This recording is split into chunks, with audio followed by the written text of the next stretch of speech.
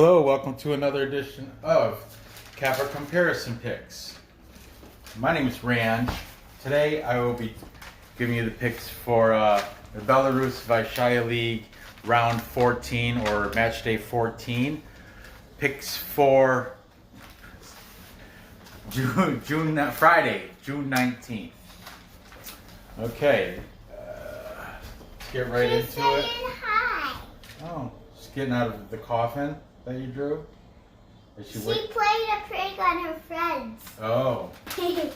We have number 12, Slavia Mozyr, taking on number 15, Smolevichi. Slavia Mozyr's 12, Smolevichi's 15 on the table. Slavia Mozyr comes in with an overall record of 4 wins, 3 losses, 6 draws. And they are the favorite, plus money at home favorite at plus 110. The last 5 games, they are 1 win, 1 draw, and 3 losses. Their last loss was at Dynamo Minsk, and that was 1-0. Hard fought loss. Smolevichi, like I said, number 15 out of 16 teams. They have a overall record of 1 win, 4 draws, 7 losses. They are the heavy underdog at plus 231. You can buy half a goal, and there's still an even number at plus 100. Daddy, I see that. The those last are her friends. that she pranked. Yeah. The last 5 games, they're 1 win, 1 draw, and 3 losses. And their last game was a loss at Neman, Grodno, 2-0. Okay, head to head, both these teams are pretty crap. But head to head, they've never played head to head. Head-to-head, no games. H2H, 0 games. Which is tough, because now I have nothing. But what I did for y'all is I printed out their sofa score. So I have the last 5 games that each team played. So just to throw up some more scores up here, just so I can figure out the total. I'm going to throw them up, some of them. Okay, let's see.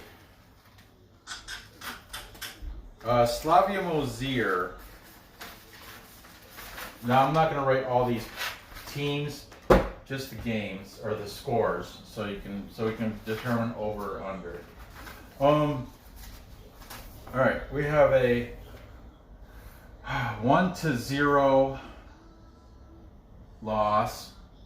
That was to, right there, Dynamo Minsk. So since that's up there, why put it up there twice? You know. Okay.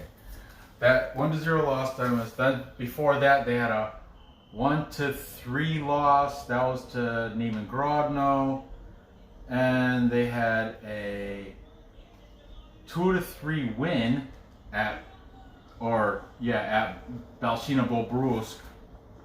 But that's nothing to brag about. And they had a 1-1 draw against Grodno prior to that. So there's their last, let's see, loss, draw. Okay, over for Smolevichi.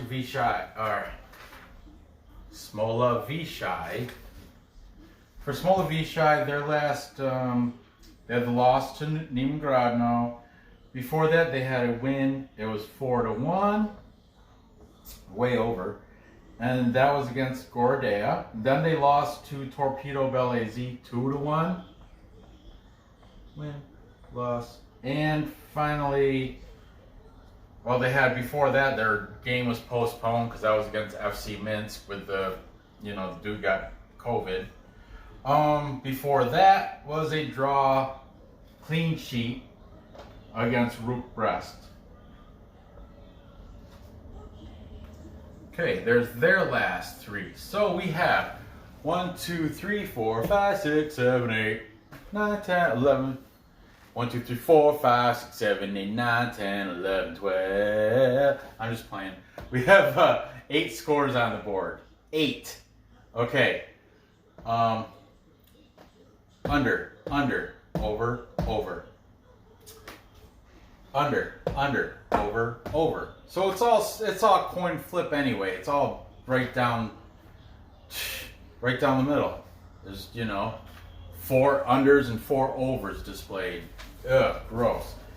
So I probably won't be making a play on the total. But moving on, let's see what's going on with their players to watch. Slavia Mozyr, they have a new guy. Well, he's been on the board before. He's from Ghana. It's Francis Nar. Like I said, he's been on the board before, but not usually. It's usually Slavia. Who's that? Leonid? No, that's Belshina. Who's the Slavia guy? Andrei Trukli? Is that Slavia? I guess it's really not important, but since I'm right here with the info, it's kind of bugging me. And we have time, whatever. Like I said, this game, I probably didn't say, this game is tomorrow at 10 o'clock in the morning, Eastern time. This game is at noon, so you watch that with lunch. Excuse me. I was right. Andrei Trukli is the other one that's usually on the board, but Francis Nar must have passed him because he's got 4 goals on the season. He was higher on that list. He is number 7. Aside from Nar, they have no national team players and 10 foreigners. And let's take a look. I just want to see their percent. 40% of their team is foreigners. Okay. Francis Nar, he makes, I think he's a transfer from some, I can't read it, it's too small. But he makes $275,000 a year. And the most expensive player on the team is $330,000 so far. Yeah, we have 2 people making $330,000. Their names are Yuri Pantia, he's a left back, number 6, looks like from maybe Ukraine. And then this other guy, Alexander Kotyarov, he's right midfield. He's Belarusian too, but he's a transfer from somewhere. Okay. Over for Smolevichi.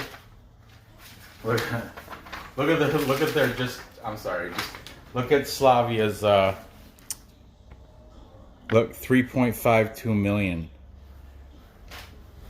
That's kind of embarrassing, but whatever. Not important. Soccer. Let's go. Smolevichi, their guy has definitely been up here week after week. Evgeny Barsukov. Barsukov has 3 goals. He is number 8. How much money does Evgeny Barsukov make every year?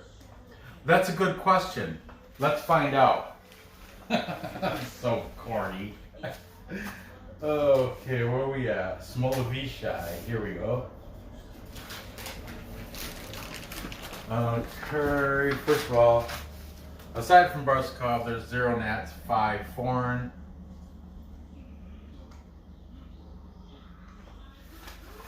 And let's take a look at Smolevichi.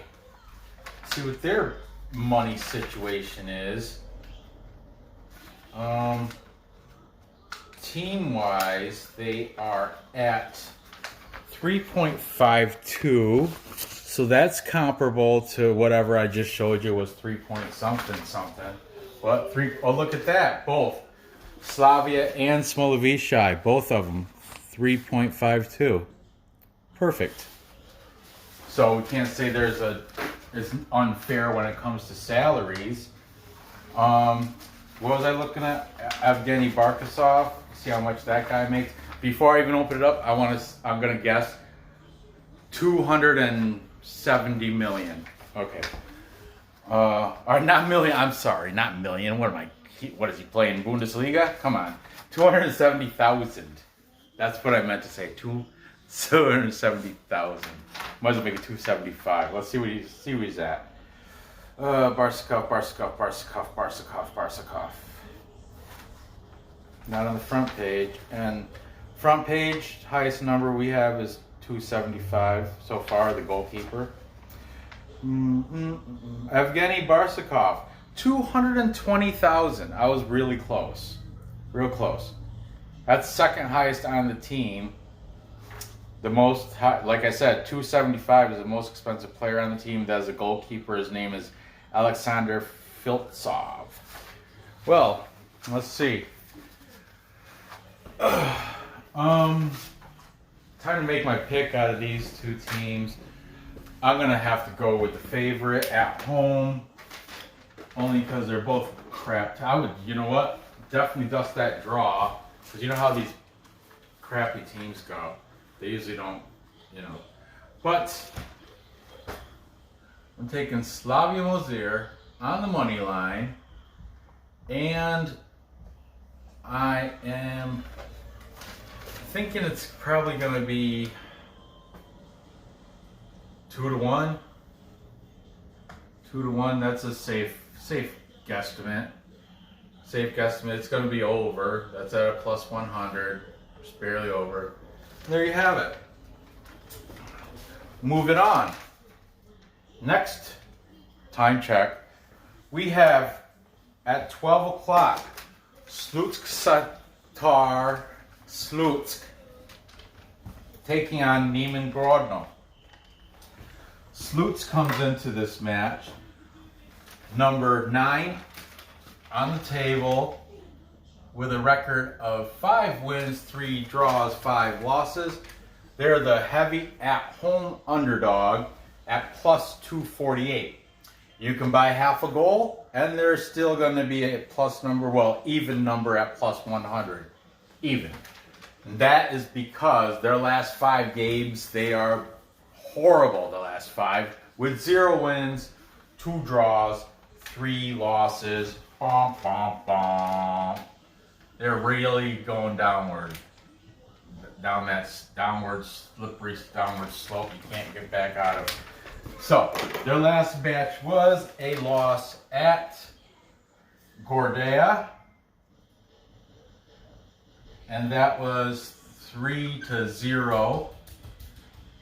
Okay, Neman Grodno, they are number 6 on the table. You know, I have a love-hate relationship with Neman Grodno. And earlier in the season, I loved them. Then there was that period of like a month that I could not go with them or against them. I would not win if I played anything with Neman Grodno. But last week I took them and they won. So they're back on my good side right now. We're not fighting anymore. I like Neman Grodno again. Anyway, they are 6 wins, 2 draws, 4 losses on the season. They're a plus money favorite at plus 113. That's pretty good. Last 5, they are 4 wins, 0 draws, and only 1 loss. Pretty darn good. The last win they had, the last match they had was a win versus Smolevichi, which I mentioned over there, and that was 2-0. But like I said, nothing to brag about because it was against Smolevichi. They've only had 1 win all season. Okay. Head to head. Slutsk. What? Let's do this chronologically. They had a draw, clean sheet draw back in July 13th. 0-0. Then December 1st of 2019, 2-1 Slutsk victory. And then And then, this year, January 3rd of this year, 1-to-1 draw. Okay, I love that. I love that Belarus didn't even skip a beat with the coronavirus. They didn't even take a week off or nothing. Play through, comrade. Play through. I love that. God bless them. So anyway, they have the players to watch. The player to watch from Slutsk. He's been up here plenty. Umar Mohammed Bala. Bala has 4 scores on the season. He's number 17. Aside from him, they also have 0 national team players and 10 foreign players. You alright? Yeah. Over for Neman Grodno. Their guy to watch, the top tied for the top leading scorer of the league, he is Gigam Kadamayan. Gigam Kadamayan. He's tied with Yasser Yaksiboyev from Energetik with 7 scores on the season. He's Armenian. He's good. He's fantastic. He's he's also number 7. Aside from him, they have 1 national team player and 8 foreigners. Oh, I'm gonna add this little note. I noticed the transfer market is not calling them foreigners anymore. Now they're calling them players playing abroad. But I'm not going to write all that in my little whiteboard. So I'm just going to keep calling them foreigners. 1 national team member and 8 foreigners. Or I can say 1 national team member, 8 players playing abroad. What do you think of that, chap? Anyway, foreign. Okay. Who am I taking? You already know who I'm taking. I can't go against them. So I'm taking Neman Grodno on the ML, on the money line. There we go. And the final score is going to be 0-2. 0-2. So it's going to go under, and Neman Grodno's going to win. So that'll do that. Now let's recap. Time check. My daughter, she's out of it. She doesn't do it anymore. She's too busy watching Loud House. Recap. Time check. We have Slavia Mozyr at home beating Smolevichi 2-1. It's going to go over the 2.5.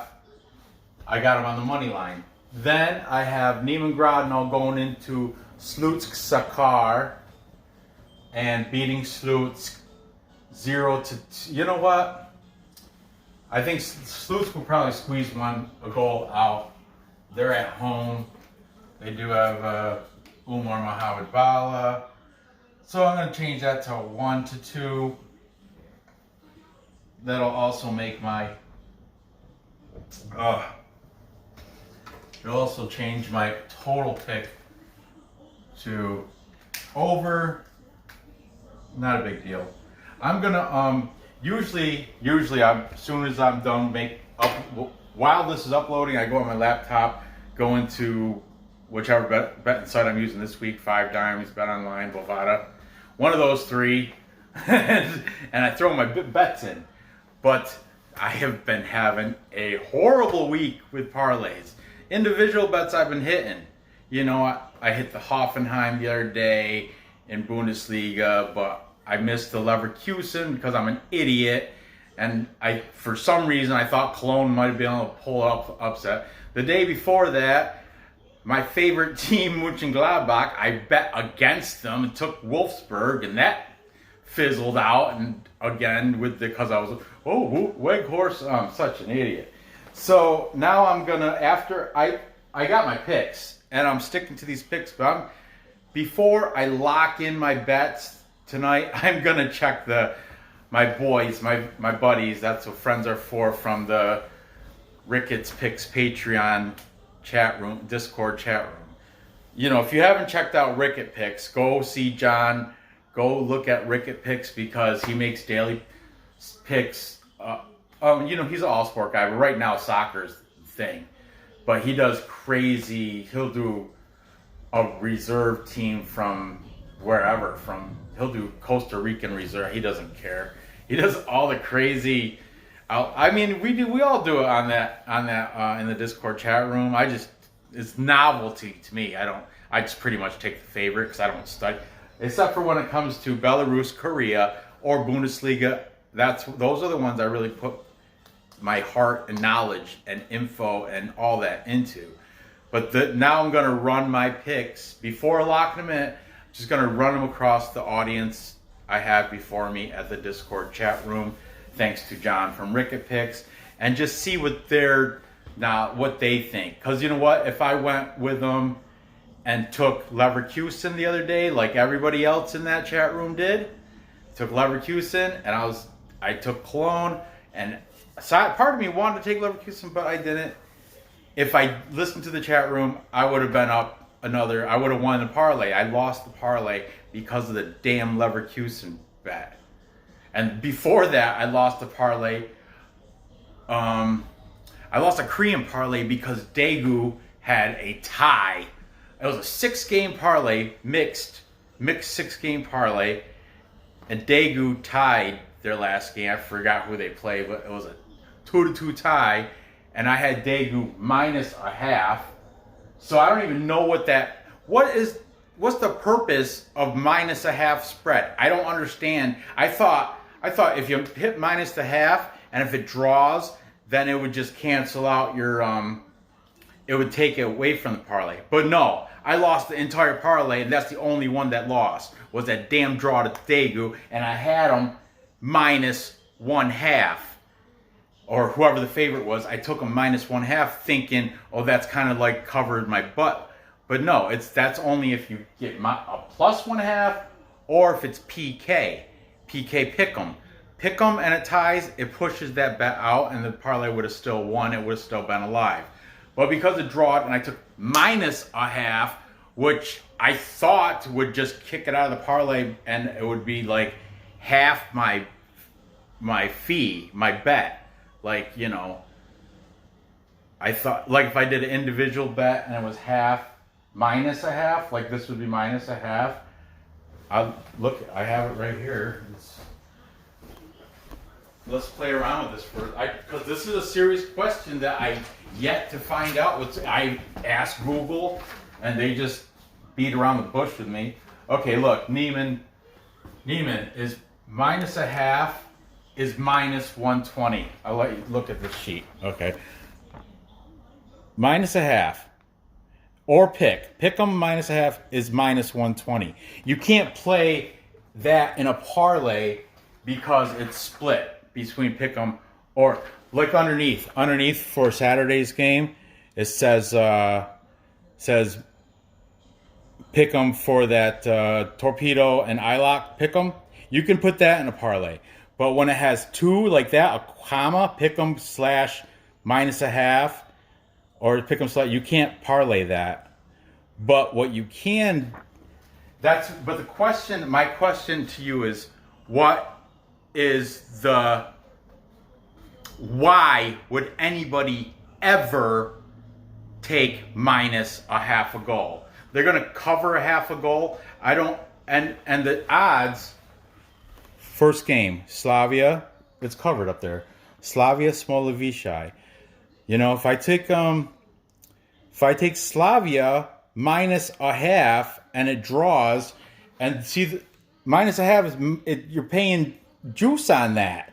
Why don't you just take them money line at +110? Why? What is the What's the purpose of -0.5? Why? Why do they even have that option to pick -0.5? You're gonna pay more to make it more difficult to win? I don't understand it. But anyway, sorry for that little rambling on. Anyway, gather the info, place the bets, and cash those tickets. I appreciate you watching this show and dealing with me and my stupid ranting and rambling and all that crap. I just ramble on, sing my song around the world, and you know, that whole Led Zeppelin thing. Anyway, I do tend to ramble, but I appreciate you watching, and click that thumbs up. If you're not a regular subscriber, by all means subscribe, because my show, these videos, oh, they're killer. Even if you don't like soccer, if you like just betting, they're killer. And if you don't even have interest in gambling, I'm kind of entertaining. So I'm told by other people. But anyway, hit that bell, because we got a lot of action this weekend. We got Korean, we got Belarus. I've already started. Belarus, more Belarus. Bundesliga. I've already started doing my research for the next videos, so they're coming. So hit that bell so you can get them as soon as I put them up there. And what else was there? Oh, comment.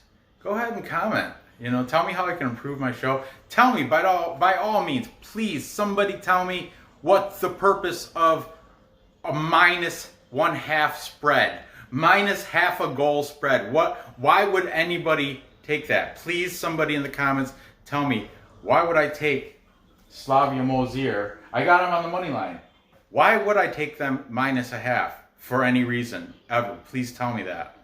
It's not an Asian bet, because Asian bet, it would have kicked it out of the parlay. The parlay would have still been alive.